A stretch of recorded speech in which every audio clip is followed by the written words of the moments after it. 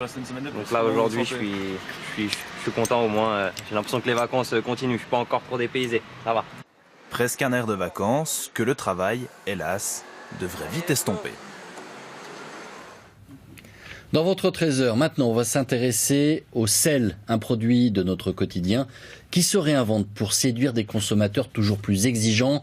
Le sel est-il bon ou mauvais pour notre santé? On en parle dans un instant avec Jeanne Benzina. Mais d'abord, notre reportage dans les marais salants de Camargue avec Camille Gutin et Guillaume Beaufils.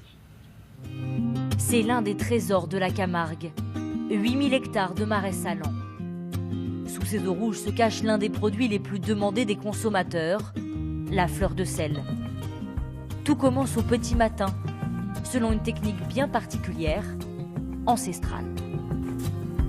Elle va s'accumuler en bordure. Et là, on va la ramasser comme ceci.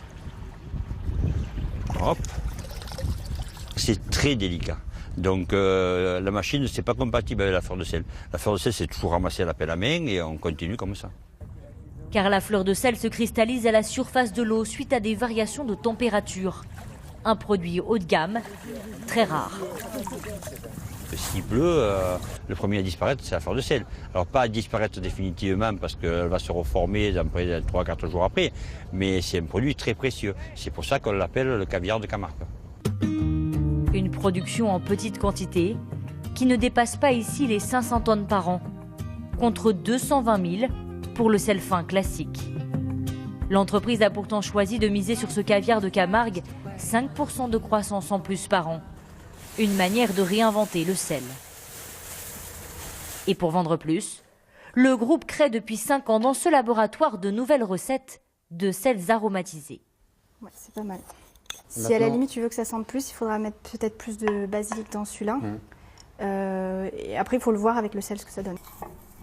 Chaque recette est élaborée pour cibler une clientèle bien précise. Tout est pesé au gramme près. Le mélange doit être le plus homogène possible. Ici, du sel à la tomate et au basilic. Les grains de tomate sont parsemés, ainsi que les herbes. Le basilic et la tomate, ce sont deux produits qui sont assez doux en bouche et en goût. Donc du coup, ça va attirer les enfants, notamment avec la couleur, ça va attirer les enfants. Donc c'est quelque chose qui va plutôt plaire à des familles. Des nouveautés, un peu plus chères. Testées sur les clients dans cette boutique. Ail et persil pour les grillades, gingembre, piment pour les adultes ou paprika. Oui, du coup c'est bien parce qu'on sent bien le goût du paprika en plus du sel. On sent le goût salé et avec le paprika ça va super bien. Ça change un peu le goût, c'est une épice en plus. Ça améliore la cuisine. Si les produits marchent dans la boutique, c'est fort bon. Ils seront ensuite vendus dans les grandes surfaces. L'objectif pour la marque, pousser les clients à acheter du sel plus souvent. C'est chaque fois une autre occasion de consommer. Ail et persil, vous pouvez très bien le mettre sur une viande ou sur un poisson. Tomate, basilic, vous allez peut-être le mettre plus dans un gratin, dans une salade. C'est multiplier l'acte de mettre aussi du sel différent dans ses plats. Le groupe espère aller plus loin et obtenir le label Indication géographique protégée pour son sel de Camargue. De quoi augmenter un peu plus la valeur de cet or blanc. Bonjour Jeanne Benzina, on consomme de plus en plus de sel, c'est vrai ou c'est faux? Faux, Nathanaël. Les Français ne salent pas plus qu'avant et les industriels ont même fait un petit effort en salant moins les produits. Et ça, c'est important parce qu'en réalité, 80% du sel que l'on consomme est caché dans les aliments.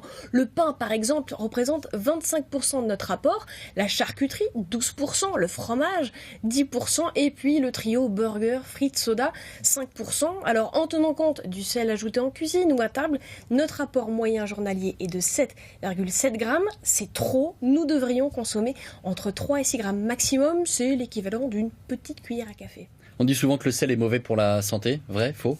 Vrai et faux, Nathanaël. Alors en effet, un trop de sel, ça augmente la tension artérielle et donc le risque cardiovasculaire. Et une étude a montré que réduire sa consommation de 25% diminuait aussi ce risque de 25%. Cependant, attention, ce n'est vrai que pour les 30 à 40% de personnes dont l'organisme est sensible au sel et le surpoids et l'âge avancé vont augmenter cette sensibilité. Alors dans ce cas-là, est-ce que je dois supprimer le sel de mon alimentation? Et non plus, faux. Pas bonne idée non plus, puisque le sel contient du sodium qui est indispensable dans le fonctionnement du cerveau. Par exemple, pour transmettre un ordre aux muscles.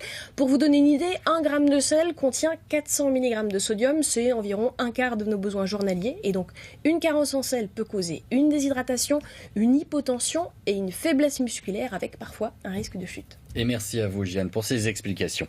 Après les juilletistes, après les Haussiens, voici les décalés de septembre. Ils sont 7 millions à partir